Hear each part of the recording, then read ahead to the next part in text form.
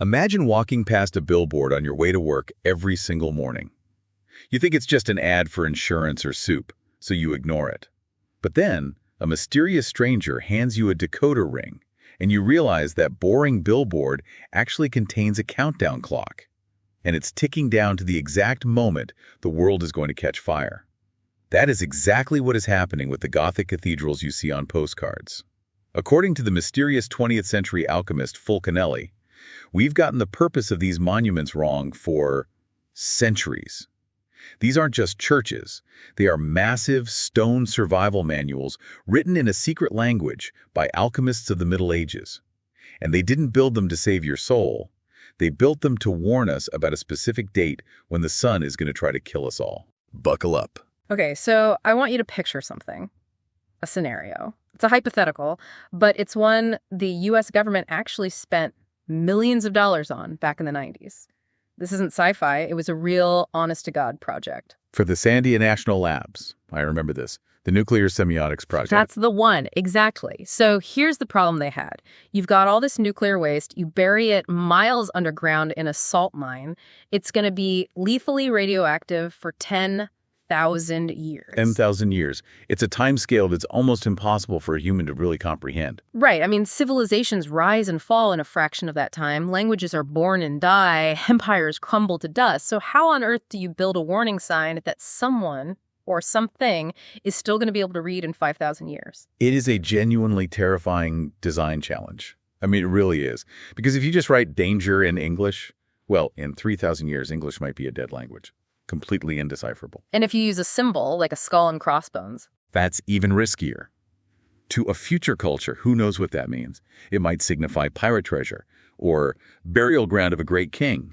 You could actually accidentally encourage them to dig it up. So you make the problem worse. The very sign you build to warn them off becomes a beacon. So the Sandia report, if you follow their logic, you end up having to build what they called hostile architecture, fields of giant, menacing earthworks, jagged spikes coming out of the ground, something that completely bypasses language and intellect and speaks directly to that lizard brain instinct to just say, stay away from here. Today, we're looking at a stack of sources that takes that exact same problem and just flips it completely on its head. Completely. What if you knew a disaster was coming? Not one you made, like nuclear waste, but a natural one, a cyclic planetary reset button. And what if, instead of warning people to stay away from a place, you needed to build them a map to a safe zone? And that map had to last, not just for a few hundred years, but through the chaos, through the inevitable dark age that would follow a global collapse of civilization. You don't build a bunker. You don't write it in a book because books burn.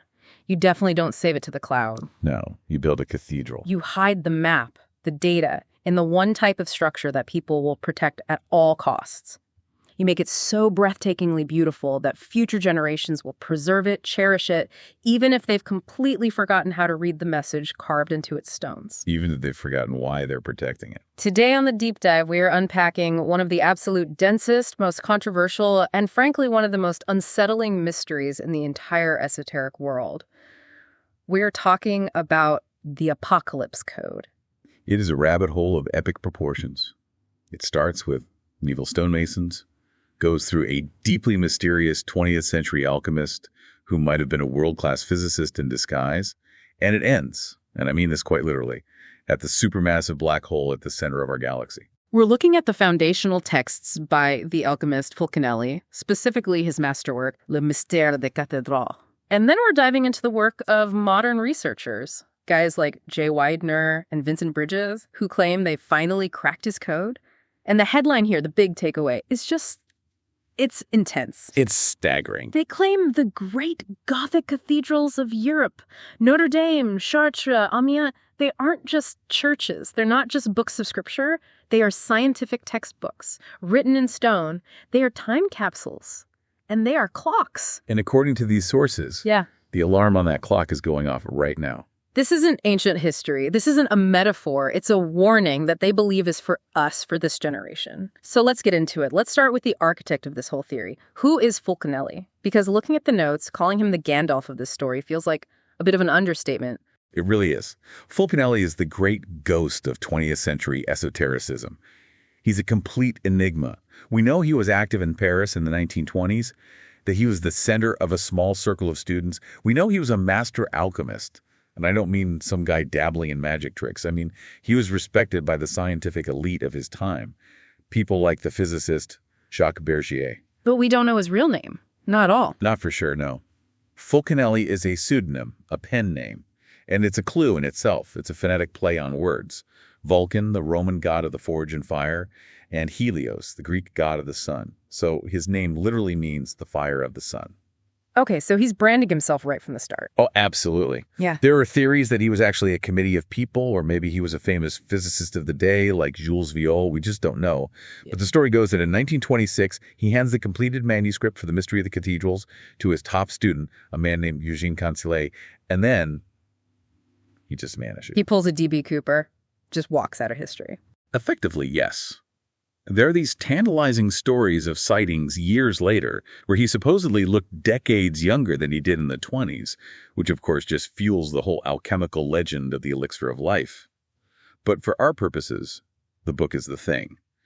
When Le Mystère was published, it caused a massive stir. Because it basically told the entire art history establishment that they were wrong. Completely and totally wrong. Yeah. It argued that they were missing the entire point of Gothic architecture. Yeah. I mean, most of us, we walk into a place like Notre Dame, well, before the fire, now that it's being restored, and we see the obvious stuff. We see religious iconography, statues of saints, carvings of sinners, the Virgin Mary. It's a Bible for people who couldn't read, right? That is the exoteric meaning, the outer layer. It's the cover story, designed for the masses and for the church authorities. But Fulcanelli argued that while the church provided the funding and the land, the builders, the operative Freemasons of the Middle Ages, they were keeping a totally different set of books. They were hiding an esoteric science, an inner teaching, hiding it right on the front porch of the church. In plain sight. And they did this using a very specific kind of cipher, a code. He called it the green language. La langue verte, or the language of the birds. Exactly. This is the part of the theory that it can be hard to wrap your head around. It sounds so poetic and mystical, language of the birds, but are we basically just talking about puns? It is punning. But you have to think of it as weaponized punning. It's a phonetic Kabbalah. For an alchemist, spoken language wasn't fixed. The spelling was less important than the sound. They believed the sound of a word carried a specific vibration that connected it to a deeper truth in nature. So it's not just a clever joke, it's a form of resonance. Okay, walk me through it. Give us the classic example from the text. Make it stick. Okay, so take the term for the cathedrals themselves, Gothic art. In French, that is art Gothique. Art Gothique. Got it. Now, just say it out loud a few times. Play with the sound. Art Gothique. It sounds almost identical to art argotique. And argot. Yeah. That's French for slang, right? Precisely. Argot is the secret language of the outsiders, the thieves, the beggars, the gypsies. It's a language designed to be impenetrable to the authorities. So Fulcanelli is making an incredible claim here. He's saying that Gothic art is secretly slang art. It's a way to smuggle forbidden knowledge right past the censors. The church is the warden, and the argot is the secret code being passed between the inmates. That's a perfect analogy, and he takes it even one step further. Art argot also sounds phonetically like art cot. And kut is related to the Greek word kush, which means light, so the cathedrals are simultaneously slang art and the art of light. The art of light, that makes sense with the huge stained glass windows, the way they're designed to channel sunlight. It's all part of the design. They were instruments for manipulating light and sound, maybe to trigger a specific state of consciousness in the viewer. But the key is that if you're an initiate, if you speak this language of the birds, when you look at the facade of Notre Dame, you aren't just seeing a statue of a saint holding a book. You're seeing, what? A chemical formula, an astronomical chart. A recipe for the great work. Exactly. Let's look at a specific example he gives. The alchemist statue at Notre Dame. It's a very distinct figure on the central pillar of the main entrance. It's an old man, he's got a long beard, and he's wearing a Phrygian cap. The Smurf hat. The Smurf hat, yes. Which was actually a symbol of the initiate in the ancient mystery schools long before it was a cartoon fashion statement. But notice his posture. This is crucial. He isn't looking up at the heavens. He's not looking at the statue of Jesus above him. He's leaning on a balustrade, and he is staring intently back at the cathedral itself. He's studying the building. He's telling you, the viewer, to study the building. Fulcanelli says this figure represents alchemy personified. He is the key. And the building he's studying is the textbook, The gargoyles, the rose windows, the specific number of steps leading to the door, they're all data points. They are diagrams related to the great work. And usually when you hear great work, you think of turning lead into gold. But these sources, they're pretty dismissive of that whole idea. That's for the puffers, as they called them. The greedy amateurs who just wanted to get rich and usually ended up blowing up their kitchens. For a true alchemist like Fulcanelli, the great work was about the transformation of the alchemist himself. It was about understanding the fundamental laws of time, matter, and evolution. This is where that time capsule idea really comes into play. The sources argue that these builders weren't just preserving knowledge for the sake of it, like librarians. They were preserving it because they were terrified. Terrified is exactly the right word. They believed in a cyclic model of history. They didn't see time as a straight line of endless progress. They believed civilizations rise, reach a peak, and then are catastrophically destroyed, wiped from the board. And they believed they knew when the next destruction was coming. Which brings us to the next stop on this treasure hunt. This pivots us away from the grand, famous cathedrals of Paris to a much, much smaller and frankly weirder location. A very unlikely place. To follow this trail, we have to go all the way to the south of France, to the Basque Country, a little resort town called Hendaye. It's a sleepy little town, right on the Spanish border. Not at all the kind of place you'd expect to find the key to the end of the world. But in the churchyard there, standing in the town square, is a simple, weathered stone cross. It's not even originally from there, right? No, it was moved there from a nearby cemetery sometime in the 1800s. The cross itself is much older, most likely from the late 17th or early 18th century. And Fulcanelli, this master alchemist, this ghost of Paris, he devotes the entire final climactic chapter of his magnum opus to this one random beat-up stone cross in a tiny town square. He does. He calls it the strangest monument of primitive millenarism he had ever seen. Millenarism. That's basically just a fancy word for apocalypse studies. Pretty much. The belief in the end of an age, the end of a millennium. And the cross is very humble. It's a column on a square base or pedestal. And that base is where the entire story is told. It has 4 sides, and on each side is a carved symbol. Okay, let's break this down. Let's visualize it for everyone listening. 4 sides of a stone cube. What are we looking at? Side 1. You have a sun face. But it is not a happy nursery rhyme sun. Its face is grimacing. It's contorted, almost like it's in agony, or maybe it's causing agony. Our angry sun. Got it. Side 2. Side 2 is a moon, a simple crescent moon. Side 3 is a star, a very large, prominent, 8-pointed star. Sun, moon, star. So far, pretty standard celestial stuff. Bit spooky maybe, but nothing too crazy yet. Right. But the 4th side is the absolute key. It's a geometric shape, an oval or a circle, and it's divided into 4 quadrants by a cross. And inside each of the 4 quadrants, there is a single letter carved, the letter A. 4 A's. Just A, A, A, A. What on earth does that mean? Fulcanelli says this symbol is the lock and the key. It defines the timing of the entire prophecy. The 4 A's, he says, represent the 4 ages of the world. Okay, this is an idea you see in a lot of ancient cultures. The Greeks had it with the ages of man. And the Hindus have it with the yugas. It's the same concept. A great cycle divided into 4 ages. A golden age, a silver age, a bronze age, and an iron age. And the Iron Age. I've heard of the Kali Yuga. That's the Iron Age, right? That's supposed to be the bad one. That's the one we are in right now, according to these traditions. The Kali Yuga, the Age of Iron. And Fulcanelli's prose here gets very, very heavy. He writes, "The Age of Iron has no other seal than that of death." He describes it as a time when humanity becomes obsessed with materialism and forgets the spirit. A time of incredible technological advancement, but profound spiritual bankruptcy. Advanced technology, but spiritual bankruptcy. I mean, that feels startlingly accurate for the experience of scrolling through your phone in the 21st century. It does, doesn't it? Yeah. But the crucial point of the 4 A's symbol being arranged in a circle is that the ages rotate. It's a cycle. You don't stay in the darkness of the Iron Age forever. Eventually it ends. And then the cycle restarts with a new golden age. But the transition, that's the catch. It's not a smooth handover. You don't just, vote in the golden age. The rot and the decay of the Iron Age has to be cleared away first. It has to be purified. And that brings us to the core warning of the cross, the double cataclysm. The sources argue that the ancients believed the world is periodically purified by 2 opposing agents, water and fire. Water, we all know, that's the great flood myth.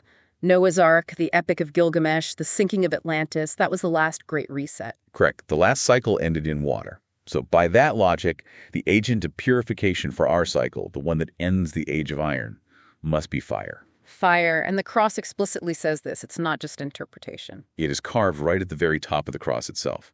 You see the letters INRI. Now, anyone who went to Sunday school knows what INRI is supposed to stand for. Jesus. Nazarenus Rex Judeorum, Jesus of Nazareth, King of the Jews. It's the standard label they put on the cross during the crucifixion. That is the exoteric public meaning, the cover story. But remember the green language, the phonetic Kabbalah. For an alchemist, INRI is an acronym for a famous Latin maxim, Igni natura renovator integra. Okay, my Latin is non-existent. Break that down for us. By fire, nature is renewed whole. Wow. By fire, nature is renewed whole.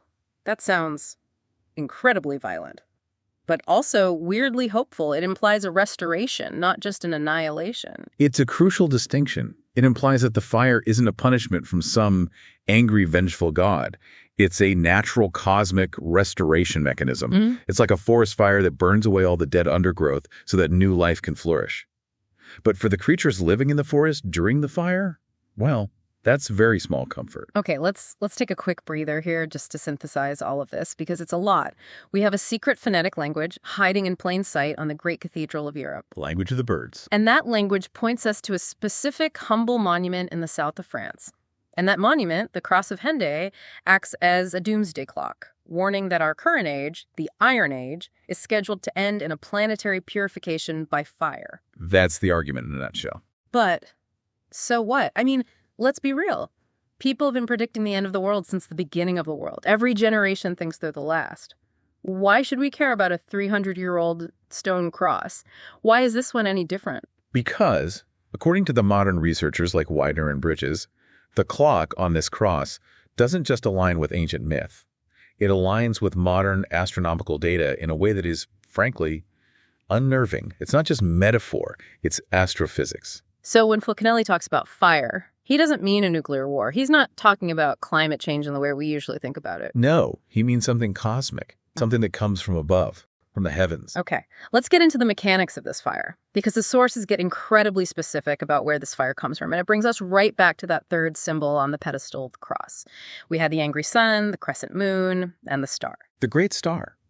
For a long time, researchers speculated about what it could be. Maybe it's Venus, the morning star, or maybe Sirius, the dog star, which was hugely important to the Egyptians.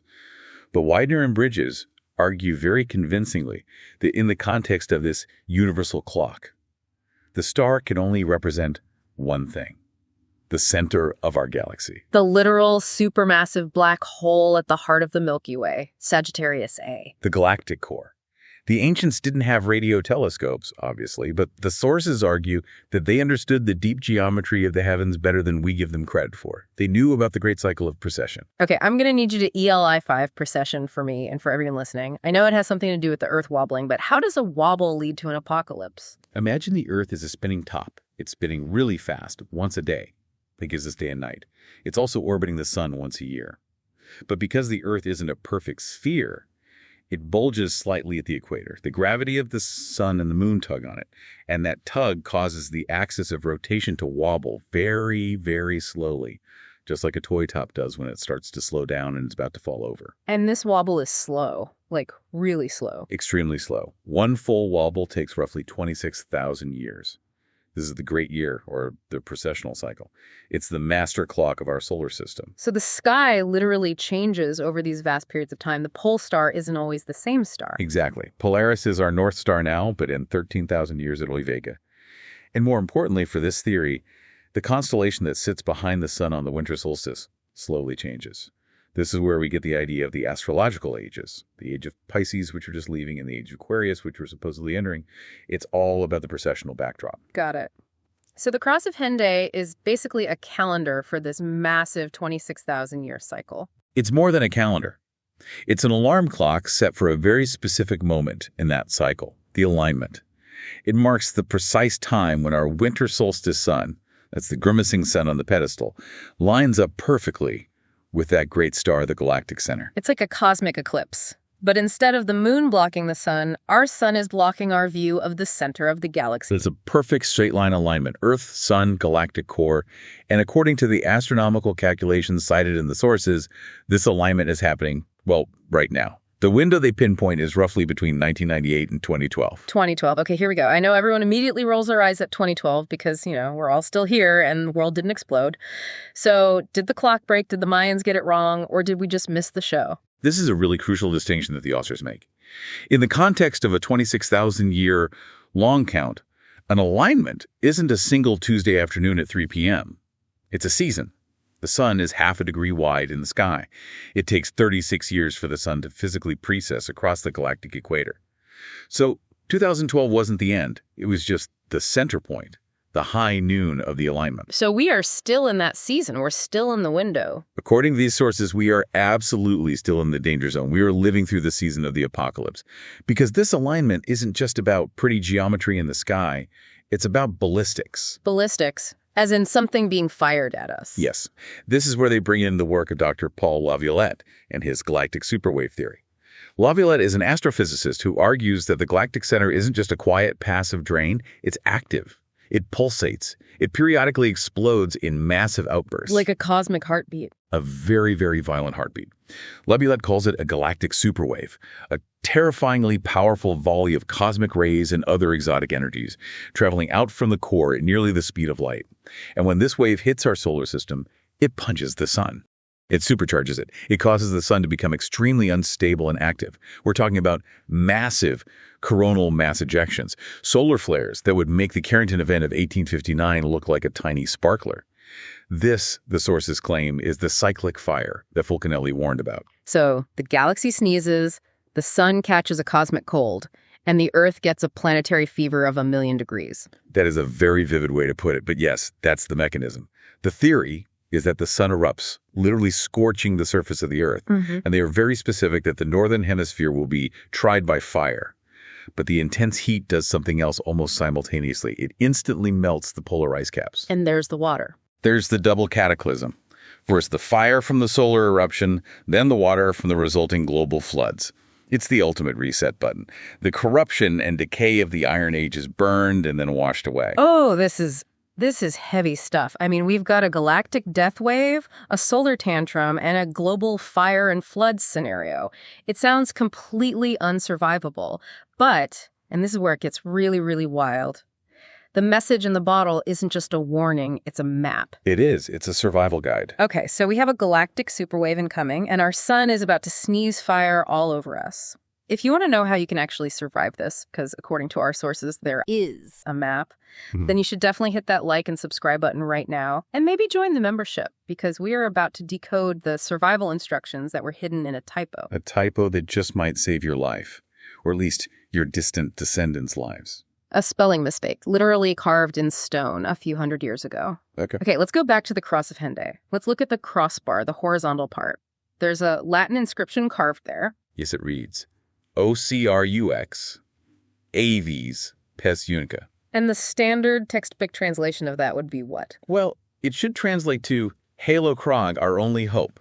The problem is the Latin word for hope is spes, S-P-E-S, but on the cross the S is missing. It just says pes, P-E-S. And pes means what? Foot. Halo cross, only foot. It sounds completely ridiculous, doesn't it? And for centuries, people just assumed it was a mistake, a semi-literate stonemason who just messed up. But Fulcanelli says, absolutely not.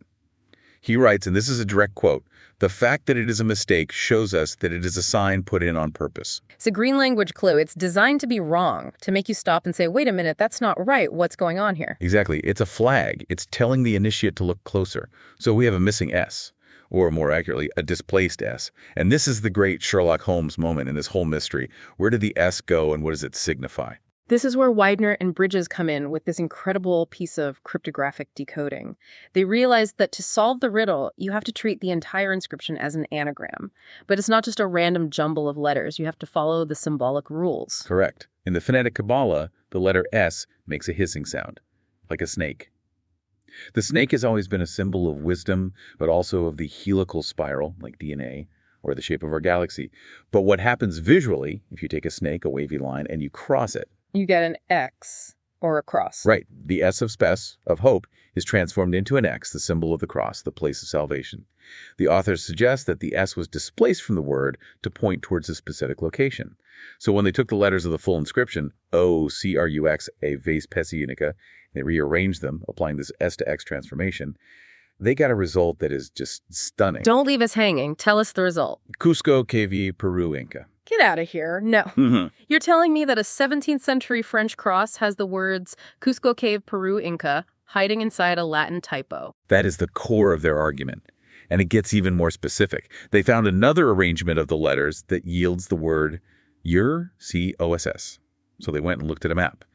And there is indeed a small town called Urcos, about 20 miles south of Cusco in Peru. So the message in the bottle, the secret of the cathedral builders, is literally, when the cosmic fire comes, get to a cave near Cusco, Peru. Go to the single space. Go to the refuge. The authors identified this specific region in the high Andes as a geophysically unique and stable zone. Why there? Why Peru? Why not the Swiss Alps or the Rocky Mountains? Well, apart from the direct decoding, they bring in theories about Atlantis in the Andes. They suggest that the Andes mountain range, because of its equatorial position and its incredibly thick continental crust, might be one of the safest places on the planet during a pole shift or a massive solar event. And remember what the Incas called Cusco? They called it the navel of the world. And the Cross of Henday calls the Galactic Center the navel of the galaxy. Precisely. It's harmonic resonance, the Hermetic principle, as above, so below. The argument is that if you want to survive the fire emanating from the galactic navel, you must go to the earthly navel. So, that's it. We all book our tickets to Cusco. Is that the final takeaway here? It's very tempting to think that way, isn't it? It's the Indiana Jones interpretation. Find the map on the old cross, go to the remote location, survive the apocalypse. But we have to remember who we are dealing with. Fulcanelli wasn't a geographer. He was an alchemist. And the ultimate secret of alchemy isn't about geography. It's about transformation. Right. Because if a galactic superwave actually hits the Earth, a cave in Peru might help you survive the initial blast, but it's not going to protect you from the intense radiation or the fundamental changes to the atmosphere. Exactly. Which leads to the most mind-bending part of this whole theory. The refuge might not just be a place on a map. It might be a state of being. Okay, let's take our second breather here. This is a good place to pause. So far, we have the warning. The galactic alignment is happening now, and it brings cosmic fire. We have the map. An anagram on a cross points to Cusco, Peru. But now we have to pivot to the real solution, because we can't all fit in a cave in Peru. And honestly, if the world is ending, I'm not sure I want to just survive in a hole. I want to know what comes after. And that is the absolute core of the alchemical mystery. The end of the world isn't actually the end. It's a graduation day. This brings us to the final part of this deep dive, the transformation. You mentioned earlier that real alchemy isn't about making gold coins to get rich. No, that's a profound misunderstanding. The true alchemists were obsessed with nature and evolution. They believed that nature is constantly striving to perfect itself, to evolve into a higher state. Lead, the base metal, naturally wants to become gold, the perfect metal. And in the same way, man wants to become something else. And Fulcanelli talks about a specific method for this, a dry way of alchemy. Yes. Most alchemical texts describe the wet way, which is slow, methodical, chemical. It uses flasks and fluids and can take an entire lifetime. Think of it like a slow cooker. But Fulcanelli and other masters speak of a secret dry way. It is incredibly fast, incredibly dangerous, and it uses fire as its primary agent. The very same fire that is supposed to destroy the world. The exact same fire.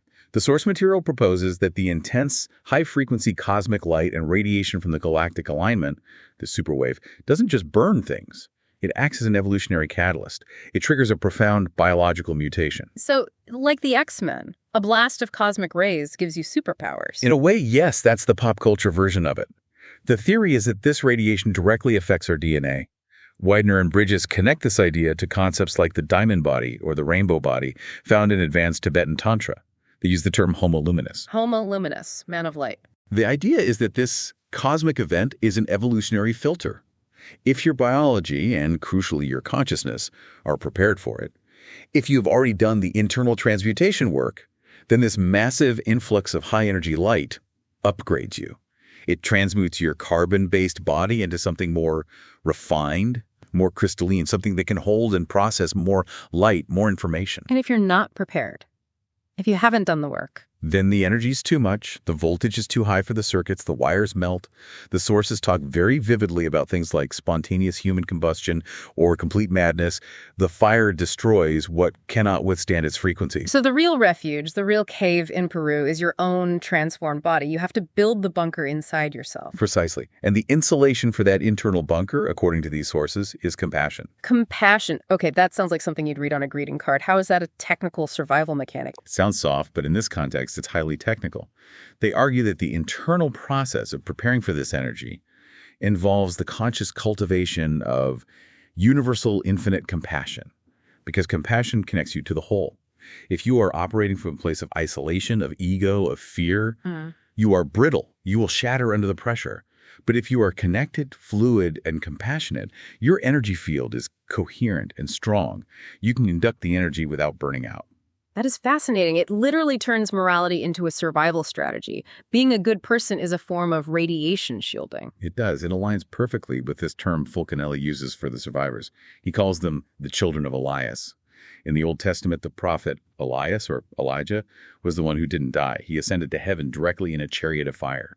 He didn't perish in the fire. He was transformed by it. The children of Elias are those who know the secret of the fire and can ride that chariot into the next age. This completely reframes the whole idea of the apocalypse. I mean, the word itself, apocalypse, it comes from the Greek, right? Apocalypsis. And it doesn't mean destruction or the end. It means the unveiling, the lifting of the veil. It means seeing reality as it truly is for the first time. So the Iron Age, this dark, heavy age of death and taxes and materialism, it has to end. It's a necessary part of the cycle. It must. You cannot install a brand new operating system without first wiping the hard drive. The cyclic fire is the mechanism that scrubs the drive clean. The Golden Age isn't just a nicer version of our world. It's a completely different state of consciousness, a different relationship with time, with nature, with the universe itself. But to get there, we have to pass through the fire. It's incredible how it all connects. The cathedrals are the textbooks that warn us the cycle exists. The cross of Henday is the clock that tells us when the cycle is about to flip. The galaxy is the engine that drives the flip. And our own DNA is the final destination for all that cosmic energy. It's a completely self-contained system of thought. And whether you believe in the literal superwave or see it as a powerful metaphor, the message is psychologically profound. We are living in a time of incredible stress and tension. That Iron Age energy is palpable. Everything feels heavy, stuck on the verge of breaking. It really, really does. It feels like things are falling apart. The old systems aren't working anymore. Fulcanelli would say. Good. Good. How is that good? Good. Because it means winter is almost over. The ice is cracking. You can't have the birth of spring without the death of winter. The breakdown is the necessary evidence of the coming breakthrough. That is a much more hopeful way to look at the state of the world. It's the only way to look at it if you buy into the alchemy of time. So let's wrap this all up. We have gone from the gargoyles of Paris to a deliberate typo on a cross in Henday to the supermassive black hole at the center of the galaxy, and finally to the potential mutation of the entire human species into beings of light. Just a standard Tuesday afternoon for a deep dive, really. Absolutely. The sources leave us with this one final provocative thought. Fulcanelli wrote, and it's a chilling line, "It is by fire and in fire that our hemisphere will soon be tried." And that trial, he insists, is not a punishment. It is a test, an initiation. So the final question for you listening right now is this. Are you feeling the heat? Is the anxiety, the speed, the sheer craziness of the modern world? Is it just the wobble before the final flip? Are we just feeling the rising temperature of the approaching summer of the great year? The ultimate takeaway here is that the end of the world might actually just be graduation day. The only question is, did you do your homework? And by homework, they mean, have you worked on transmuting your own internal lead into gold? Have you turned your fear into compassion? Because the final exam, it might be coming from the center of the galaxy, and you can't cheat off your neighbor on this one. Indeed. This has been absolutely mind-blowing. I think I need to go lie down. Or maybe go check my local churchyard for any suspicious spelling mistakes. And I'm going to go work on my compassion. Just in case. Probably a good call. If you guys enjoyed this deep dive into the Apocalypse Code, let us know what you think. And hey, if you are planning a trip to Cusco to check out those caves, take us with you. We promise we travel light. Thanks for listening, everyone. We'll see you in the next age. Or the next episode. Whichever comes first. Bye for now.